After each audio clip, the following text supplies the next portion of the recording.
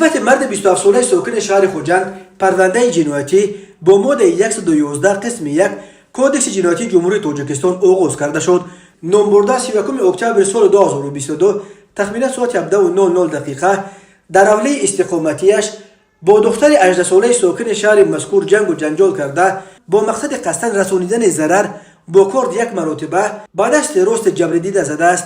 در نتیجه طبق سند تشخیص سعودی طبی جراحت برداشته جبر دیده به درجه میانه منسوب می باشد. از روی این حادثه تفتیشات ادامه دارد.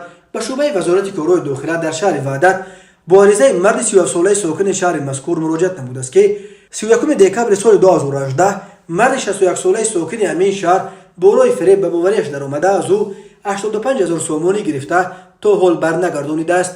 از روی این حادثه تفتیشات ادامه دارد.